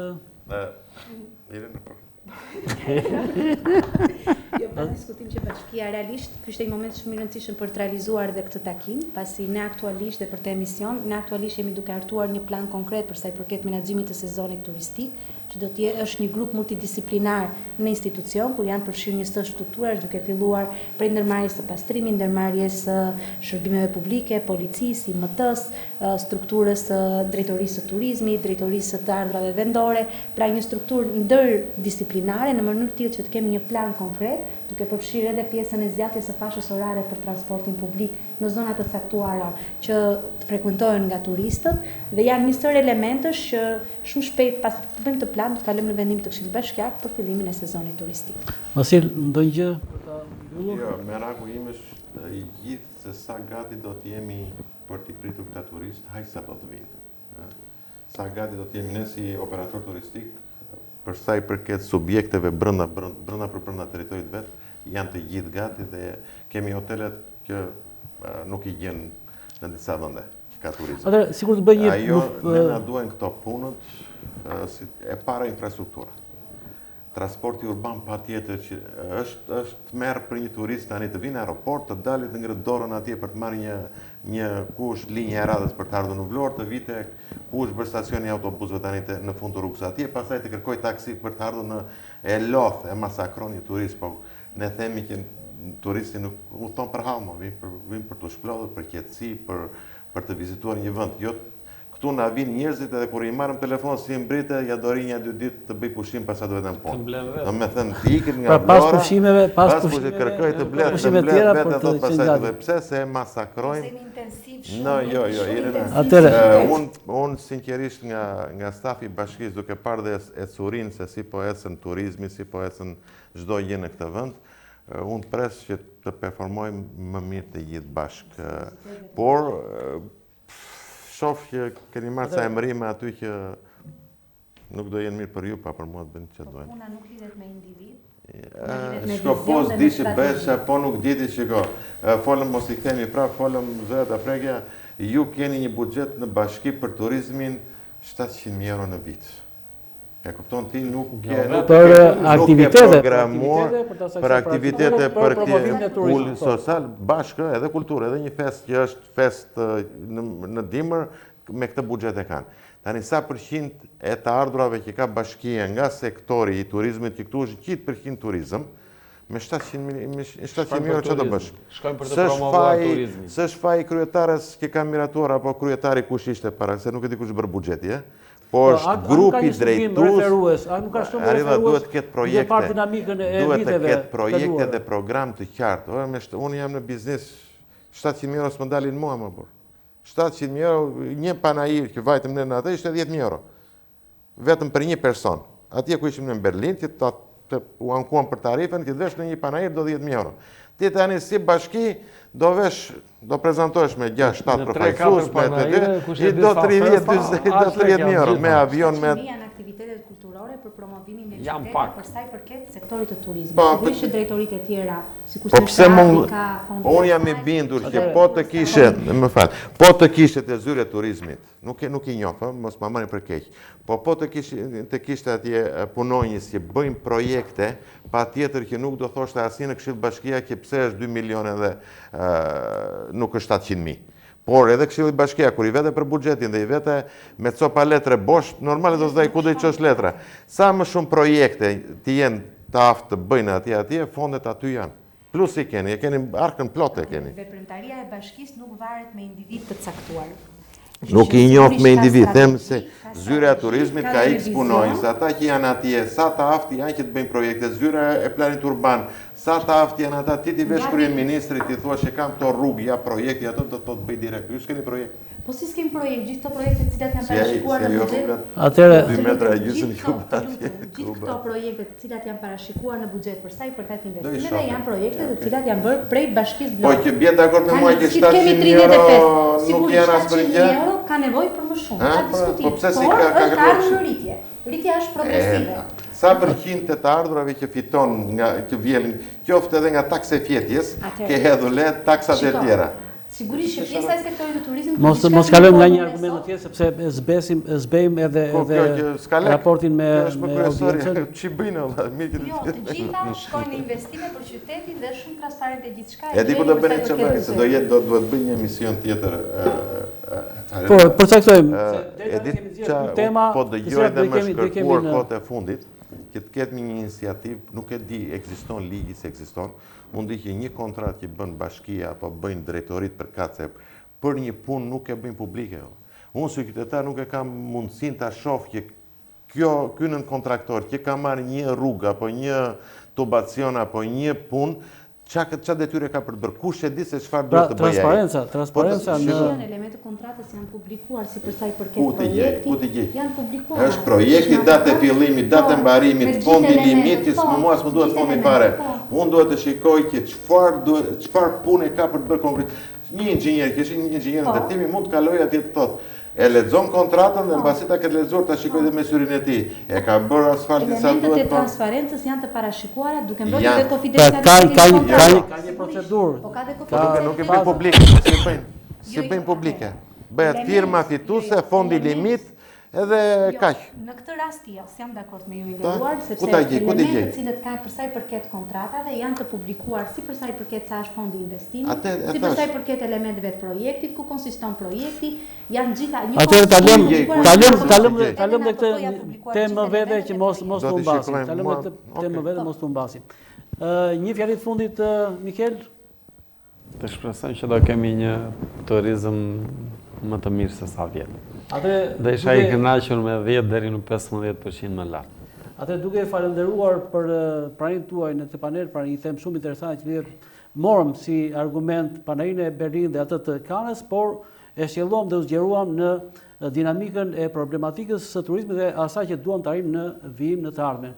Ndërkohë që jemi në fund, ju falenderoj pra Irena Toshkallani, kryetare e Bashkisë së Vlorës, Vasil Bedinaj, kryetar I Shoqatës së Operatorëve Turistik të Jugut, njëkohësisht pra administratori I Regina Group dhe Mikel Zinxhiria, Tiza Agency Group, ishim sot pra në këtë bisedë interesante. Ju falenderoj nderuar miq që na ndoqët dhe ju ftoj të qëndrojmë me ne në javën e vazhdim. Natën e mirë.